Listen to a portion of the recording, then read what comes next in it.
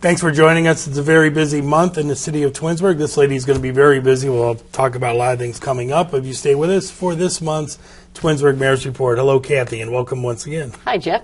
Good to see you. Good to have you here. Let's jump in. I brought this up last month, and fortunately, this is early in the month. We got a couple of weeks before you do this, but I keep bringing up the State of the City address and how important it is and how popular it is. A lot of people go to this, and I'm going to give the date and the time. But then I want to go through what exactly happens that day, because a lot of people may not know a lot of what you cover, and we're going to cover a lot of stuff today in the next 20-some minutes. So let's start now and say February 12th, which is a Thursday? No. Thursday morning. It's always been lunch in the past, but this year it's going to be a breakfast meeting at 8:30. You're not going to be under a time limit that I usually throw you under because I try to fit it in on this show. She's going to be able to, being it's your last one, I figure it's going to take a little bit longer to begin with. But take me through what goes on at this event. What can people expect to hear and see at this? Well, this is sponsored by the Chamber of Commerce. And again, thank you to them. I really appreciate it because this is the 16th year of my administration that they have held this event. And it gives me an opportunity to recap everything that's happened in the previous year. We go through all of the budget items. We go through projects, any transportation issues that we may have out there, new business, anything that happened during the previous year. So it really is a very nice consolidated recap. And this takes a lot of effort behind the scenes on a lot of different people. And now are the majority of the people like department heads and your personal administrative assistant, your technology people? I mean, a lot of people put a lot of work into this. We're involved in it all year long. We keep taking notes, we take photos, we put it in a file. And the actual writing, that's something that I do, the speech writing part of it, but they do the presentation part. And almost 3 weeks of work when we get to the final section of it before I actually do the presentation. And a couple items I know you didn't mention. Like you said, it goes through receipts and probable tax, receipts for the coming year, that sort of thing.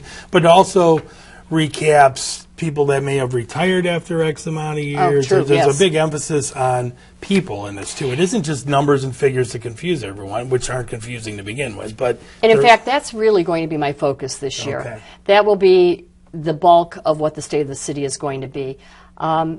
We know who makes the city run and gets things done, and that's our department heads, our staff, our employees. And I really want to give them credit in this last State of the City address and let everybody know how much I appreciate their work, how much the residents appreciate what they do, and show everybody what it takes to run a city. And one last thing I want to mention, too, on top of, I'm talking about the people that work for the city, you also go out of your way to highlight what the school has done as far as accomplishments for the year, if the library's been named the best in the country again. So it isn't just confined to the city hall and the city walls. It's other things to really showcase that have happened. Well, that's true. It's not just City Hall. It takes a lot of different organizations, a lot of different people to make our community what it is. And I definitely want to give credit to them also. And that's probably why you're always in the Cleveland Magazine. Or one of the magazines. We have a lot of hard workers in the city. Okay. So again, that date, the 12th of February, 8:30 a.m. I hope to see a lot of you out there because we always do come out. And we appreciate that. Okay. Let's take another one of these times to talk about something else that I kind of gloss over every time because we've done this so many times over the years. With you retiring this year, that means there's going to be a new mayor. And we can't just say, okay, in November you're going to go to the polls and vote for someone, because the last election, the primary part of this picture was not taken off or was not defeated, so it will happen again. So can you take us through a timetable of February leading up to November when they actually will pick somebody? Because it's different in the city of Twinsburg. It is, absolutely. And in fact, I was just in a discussion this morning with several people involved in politics, and Twinsburg is one of the few, if not the only city to have a May primary. Most of them are September. Does that surprise them when they hear that? It does surprise them. So it's an unusual thing, and even down at the Board of Elections, they have to be on their toes because we're a little bit out of sync with everybody. But nevertheless, the primary is going to be on May 5th. So right now, if somebody is interested in the position of mayor, running for mayor, it's time to pull your petitions. We know that right now 4 people have pulled petitions for mayor. Now, they have till February 19th to file those petitions. That's the deadline for filing. Those petitions after February 19th will be certified that they're correct, and they'll be accepted by the Board of Elections. And then, once they're certified, they will get on the ballot for May 5th for the primary election. They're not always certified. They're not always certified. We've had quite a few people run that didn't have enough, or something else was wrong. They missed the deadline. So it isn't always etched in stone, though, to be on there. Now, is this strictly for mayor, or does this include council people that may be up this round, or is it There is strictly only the a mayor? primary Okay. for mayor, for the Okay. position of mayor. The summer then, anybody who is running for council, they'll be able to take their petitions out, Okay. and they'll file those, I think, by mid-August. Do you have any idea how many will be up, or is that one of those since they flip-flop every election time? Well, you there'll don't- be 4 positions up, Okay. but we'll see who will be rerunning and who won't. Okay. And at this point, I'm really not sure about that. So right now, the people that need to be on their toes would be people running for mayor that need to get their petitions, if you're watching this in February, by the 19th That's right. of February. And then you would be up in May That's correct. and voted on by the strictly Right. Twinsburg. And the 2 people who win the primary election will move to the general election Okay. in November and take seat as mayor December 1st. And may I say, at least from Cable 9's point of view, I know every large election time when it comes to mayors, we have everybody in here and do this. We will not do a May primary leading up to this point. You got to get through the first round before you'll get on here. So I just want people to know that ahead of time if they're thinking they're going to get a lot of TV time. We'll strictly deal with the general election for that. Again, you're not a fan of this. The primary election, I'm not. I really believe that everybody should be all in. And that means going to the general election and just whoever gets the majority of votes becomes mayor. And I know a lot of people say the mayor should get 51% of the vote or 50 plus 1. And I don't think it matters as long as you get a majority. Right. But I must say, even in elections where we've had more than 2 people running for mayor, the mayor has always won by over 50% of the vote. Right. So, okay. Well, that's how to do it. If you're still interested, you better hurry because, again, that date is February 19th for turning your petitions in, correct? That's correct. Having them certified. Okay. Let's ask you, this is another old business item. I talked to you last month that the police department was actively seeking to add department members. Where are we in that process? Well, right now, this week, in fact, the city is accepting applications, and the testing will take place next month. We're getting pretty excited about that. Up to 5 new officers will be appointed, so it's a long process, very detailed, but again, very exciting for the department. Let's say you didn't have 5 quality people. You're not just going to fill the 5 spots, right? They're going to have to pass. Oh, exactly. They have to pass a written test. They also have to pass physical agility tests. They have to pass background checks. There's a whole menu of things that they have to do. Yes. Okay, but that is happening this week. So by the next time I talk to you, which will be the following month, we'll know whether or not you're going to hire some of these Yes, people. absolutely. Okay, good. While we're on the subject of police, I know in the past the Hilltop Motel was eventually torn down, which kind of was Hudson and Twinsburg together because of some illegal activity going on there. It was finally raised. However, you were kind of waiting to see if the city of Hudson was able to sell the land, which Right. I believe I read that they were, or heard it from their meeting, that they got X amount of dollars, and you're going to get a small piece of this, correct? Probably a little over $20,000. We assisted Hudson, especially from our detective bureau in the city of Twinsburg, and so for that assistance, this forfeiture a portion of it would come to the city of Twinsburg. Now, would that go to, because in the past I remember drug money went to whatever the drug force of each department. It would be deposited So into... this doesn't go to Twinsburg's general fund, is what No, that's it does what I not go to the general fund. It goes to the department's drug fund, and then it's used only for specific things for the department. We have bought things like the body cameras out of that money. Right. And other items, fingerprinting items, things that we can use in that when you work. brought that up, and we talked about it before, and I saw Cleveland just went ahead and decided to buy it all for their officers. Have you actually implemented them yet? Or the Oh, we officers have. In fact, every shift has at least 1 body camera per shift.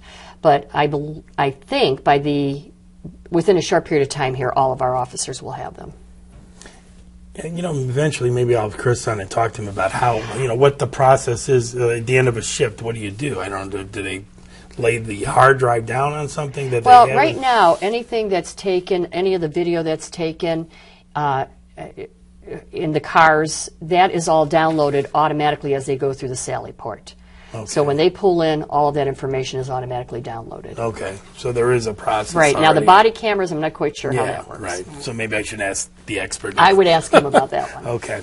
I read in the news bulletin, my paper straight, last week and online, saw some great pictures of the Nature Center, which is still, at this point, looking for a spring opening. It is. And I was amazed at how impressive this building looks. Do you want to talk to us about I'm so excited. It's a great partnership with Summit Metro Parks, who, as you know, changed their names. They used to be Metro Parks serving Summit County. They're now Summit Metro Parks.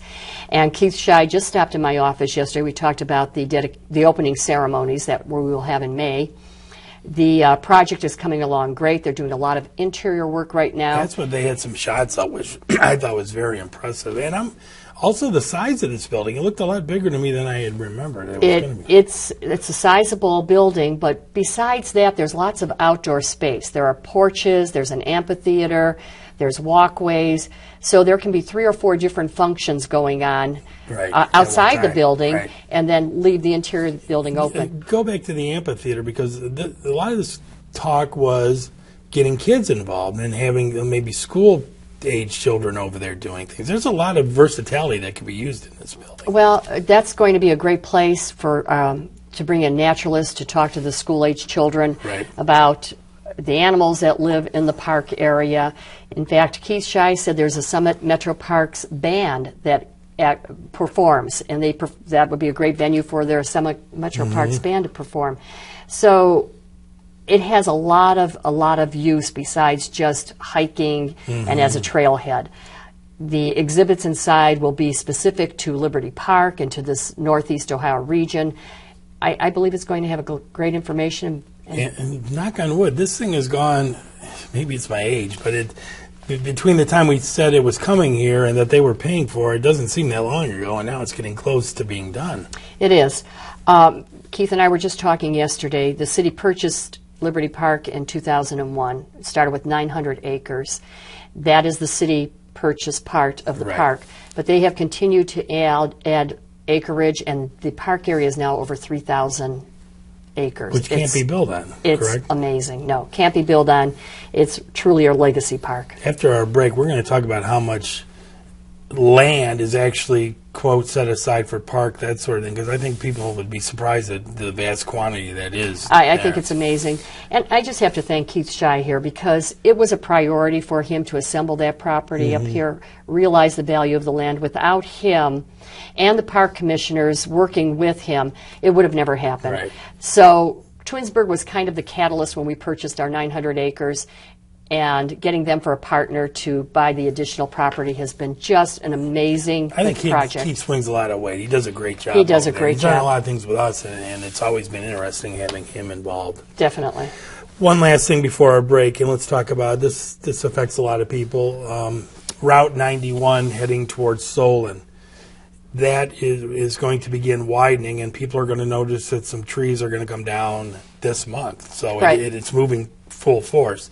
I guess, can you take us through what you're hoping to do timetable-wise? When will the roundabout portion of this picture be started, and when will the whole thing be completed? Well, this year we have a lot of work before we get to the roundabout. And as you just said, we'll be working on clearing the area this year. We'll be doing some utility installations. If you go down Route 91 right now, you see stakes everywhere. They've staked out where future sidewalks will be, where utilities are. Pole relocations will have to take place. So that is all going to be done this year. Also, does that involve right-of-ways also, or is that? Oh, absolutely. Now the right-of-way work is just about completed. Okay. We had a couple years that were involved. It does take a while. It takes a long time. Right-of-way acquisition, and as you know, this is an ODOT project. So State Route 91 is approximately a $5 million project. The city's portion of that will be about $470,000.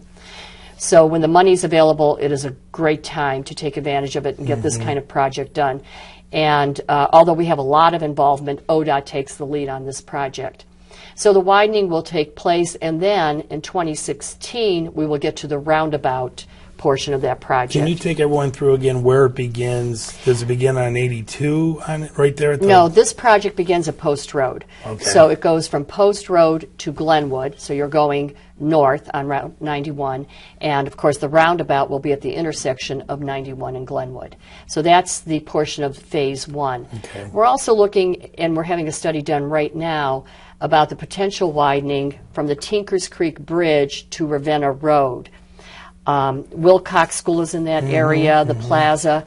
We have a lot of congestion in that area. We don't have any intention to widen that to 4 lanes, but perhaps 3 lanes like we have on Ravenna Road. Right.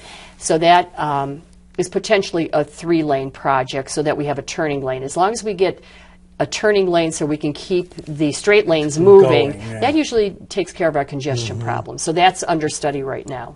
Okay. And again, Amy and people like that, Amy Moore and people like that have found mechanisms that you're not going to be hit with a giant bill at the end of all this. It's just too much for any city to absorb right now. I know that you talk to the other mayors, and we're always looking for either federal funding or AMATS funding, transportation funds. Gas tax helps support our roadways, and without those things, Nothing would get done. Nothing would get done. We keep control of the potholes during this time of year, but that freeze-thaw cycle, it just destroys our roads. It And does. keeping up with the potholes alone is a big, big job for the city. Okay. Well, let's take our break now and go down for the meetings for this month, and then we'll finish up when you guys come back and join us.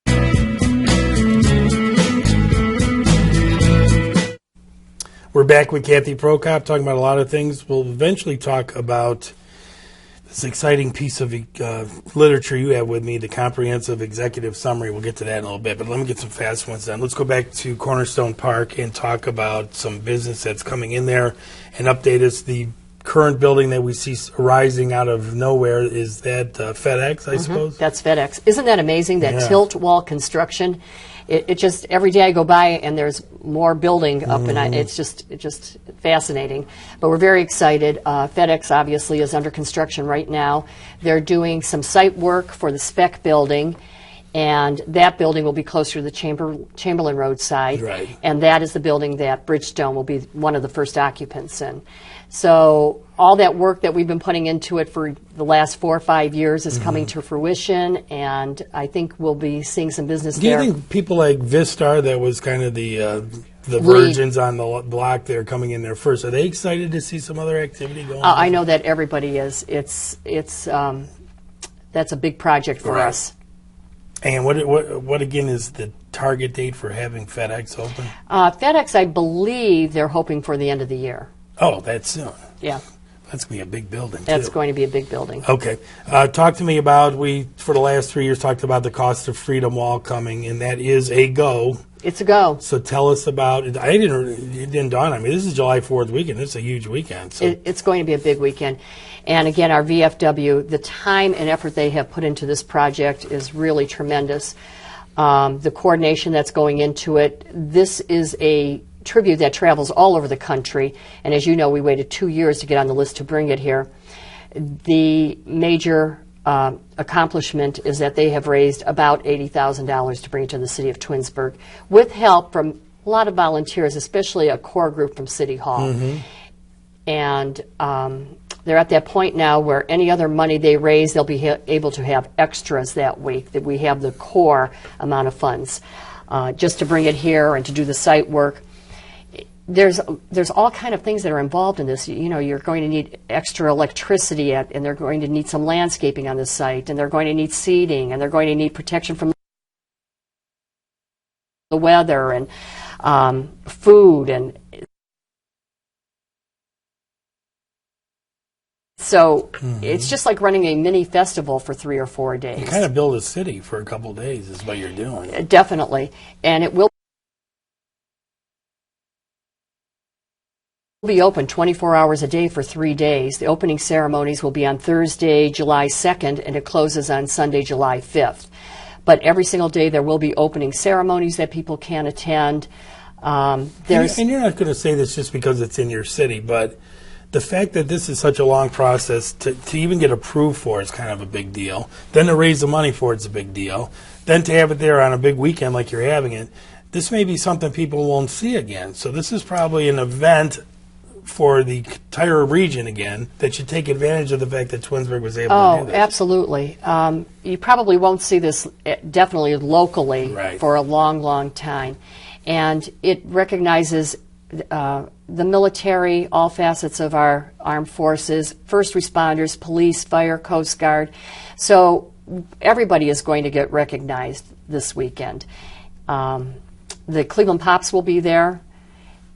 There will be a military program that they'll be presenting, so it's well done.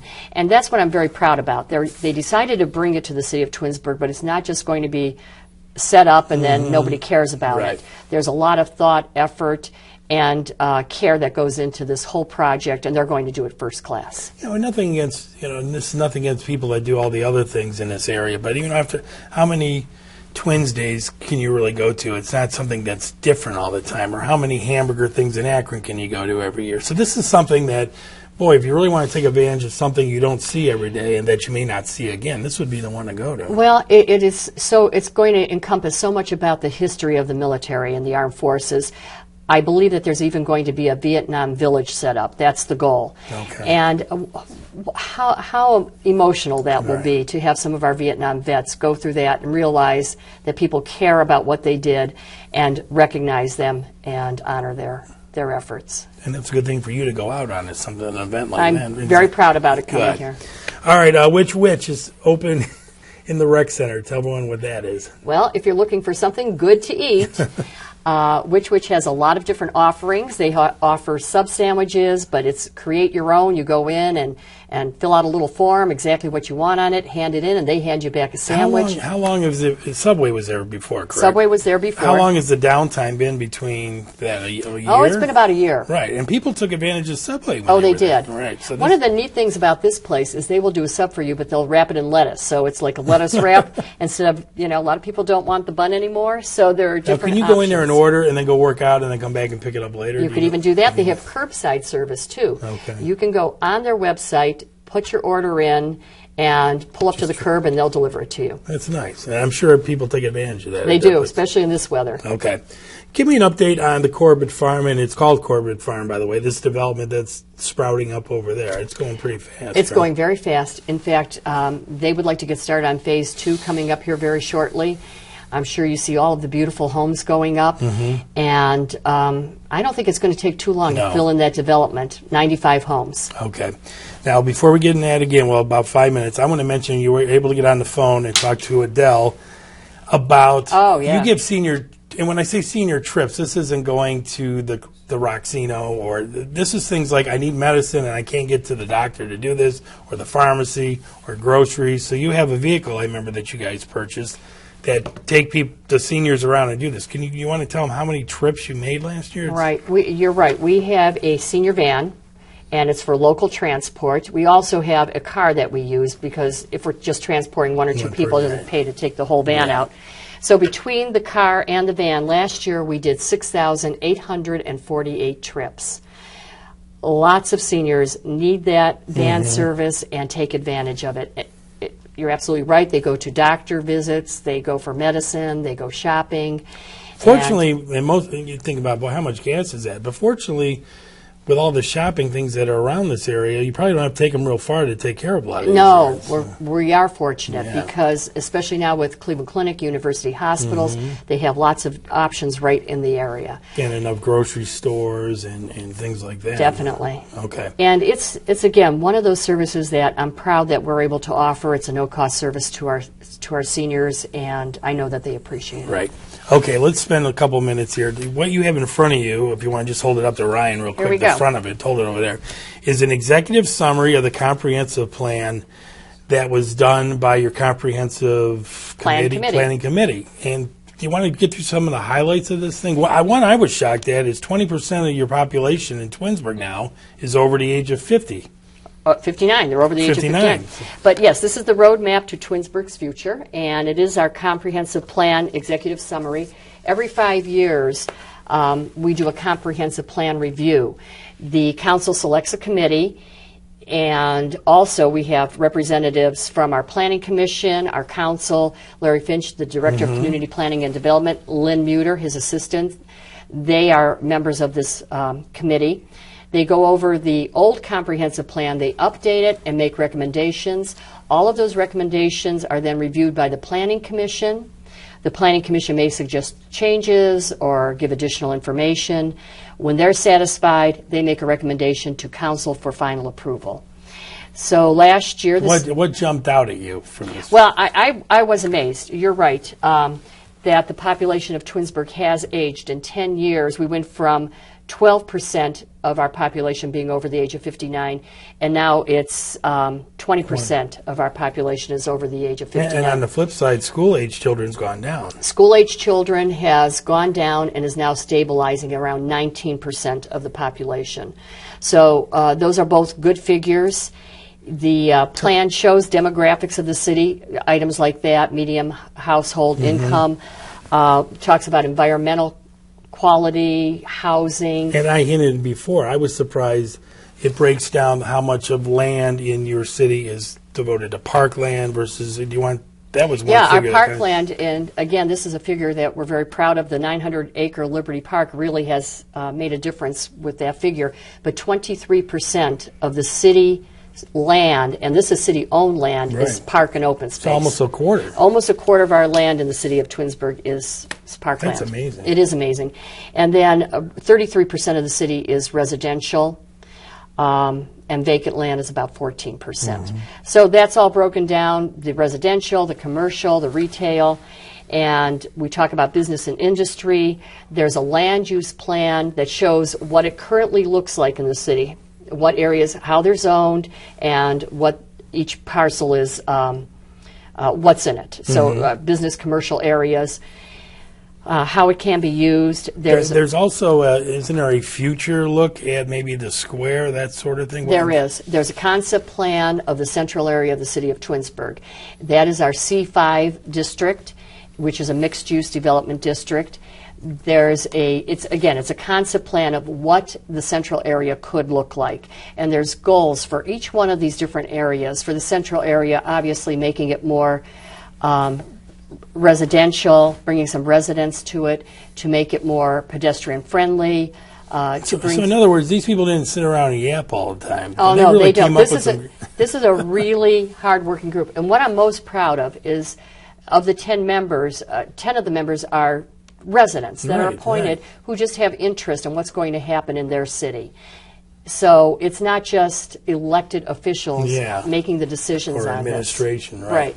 We're running out of time. So they take this and they recommend things to the council, and then they approve this comprehensive plan? Is that how it Then the works? council When adopts. does that happen? The council already adopted Oh, it. so it's done. Okay. So they did that. Once they adopted it, we put together this executive summary. Will you talk about this at the... This is going to be talked about at the State of the City. Oh, good. And it's for distribution now. If you're interested, you can stop by City Hall, pick up a copy of it, and we'll be happy to give it to you and answer any I'd questions just say you for may the have. central part of Twinsburg, take a look at what they thought were some great ideas. I think that's awesome. We thought we wouldn't have enough time. We're way over. Best of luck on your last State of the City Thank you, address. Jeff. We will be there, and we'll have it for you eventually on TV. If you can't make it, we'll see you then.